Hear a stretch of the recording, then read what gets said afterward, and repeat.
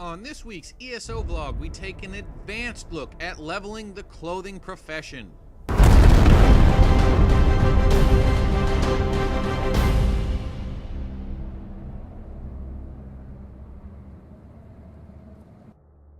Welcome to our advanced clothing leveling tutorial. This video is intended for people who have experience with Elder Scrolls crafting or who have already watched our basic overview leveling tutorial. If you are unfamiliar with Elder Scrolls crafting system or would like to watch our introductory video first, you can find a link to that video in the bottom right hand corner. It will remain there throughout this video. Alright, let's get started.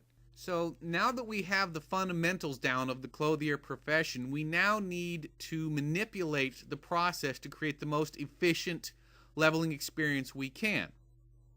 So let's start with the creation process. The experience awarded when you create an item, is based solely on the item level. But if you take a look, the larger pieces, chest and legs, require more items for the same item level than do the smaller pieces. Here we have a level 1 leather chest piece requires 7 pieces of leather. Same level 1 boots require only 5, and because they are the exact same level, they are going to award the exact same amount of experience. So we're going to avoid the large pieces. Which small piece you create is up to you. If you have a research trait that you can apply to one of these pieces and maybe sell it for a little bit more gold than the others, that's a good direction to go. So now that we know which item we are going to create, we need to know what level to create it at. And the only way to do that is through testing. In the top right hand corner, you will see I am 631 points into level 3. So let's go ahead and create these level 1 boots. And now I am 690. So that would be 60 points based on 5 pieces of leather, or 12 experience inspiration points, whatever you want to call them, per leather. So let's take this up a notch and go to level 6 at 7 pieces of leather. And let's create. I was at 690. I am now at 842. So what is that? 152 points based on 7 pieces of leather. So that's going to be what? Roughly 22 experience points per piece of leather, which is well above the 12 points that we got for creating a level 1.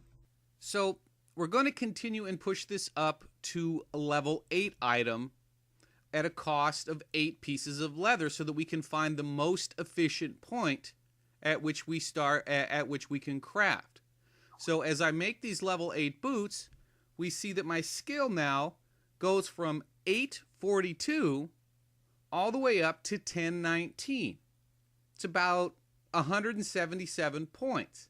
Again, right at 22. Now at 6 pieces, we were just under 22. At 8, we're just over. What's interesting about this, though, is, remember, it's displaying whole numbers, so I really don't have the evidence I need, because this could be some form of algorithmic rounding error. But I am interested because other trade skills have shown diminishing returns at this point, but this one didn't. So now we're going to move on and create an even higher level item and see if the trend of increasing rewards continues. So let's manufacture this level 14 pair of boots. And in the top left corner, we saw that my skill bar just went from 1,019 points to 1,287. At 11 pieces of leather, that's roughly 24 1/3 per piece of leather. So the trend line has continued, and we've established that there is no diminishing returns for the clothier, or bell curve, for the clothier profession, and that the most efficient experience gain from the crafting tab is to make the smallest pieces with the highest item level. If you recall the immortal words of Rainbow Randolph when the Irish Mafia was kicking his ass around the midget's house, I'm glad we were able to clear that up without further violence. Now that is the crafting or creation tab, but we know that's only half of the experience gain equation, and we need to take a look at how to manipulate the deconstruction tab. So I'm going to manufacture a duplicate pair of level 1 boots. Once I've got a couple of level 1 boots that I can experiment on, I'm going to then move on to the deconstruction tab, find the boots, and place them in the deconstruction user interface. In the top left corner, we can see my current skill level is 1523. When I destroy these boots, it moves to 1539. That is only a net gain of 16 points. That is simply not worth it unless you are absolutely desperate to recoup these materials. So magically, I'm going to teleport to the bank here because, I have those kind of skills. And I'm going to deposit those other level 1 rawhide boots. And there we can go. It's the exact duplicate of the same ones I extracted. Now, why am I doing this? Well, ask yourself this question. If you just gave someone full experience points for creating an item, are you then going to give them full experience points for destroying it? And in the case of ESO, no. So I've got newbie noobers in here who just picked up those boots. As we can see, Nubbly McNoobsauce has never even touched a Clotheir crafting station. So we're going to have him destroy those level 1 boots. In the top left corner, you can see he gains 126 experience. This is off a level 1 item. In fact, the exact same level 1 item that the crafter only got 16 points for. That's an 8-fold return. It is important to note that these two characters are on the same account. So the penalty is character specific, not account specific. And you can get this bonus off of anything that you did not craft. So quest rewards, world drops, vendor items, or even things that you purchase from an auction house at a decent price can all yield substantial returns to low-level crafters. There are 2 ways to manipulate this. The first is if you are dead set that you want to stay to level that one crafter. You can find, let's say, a guildie. He makes 10 boots, you make 10 boots, and swap them out. Remember, in this game, crafters are going to be very important, especially if they've kept on top of their research like we talked about in our basic video, link in the bottom right corner.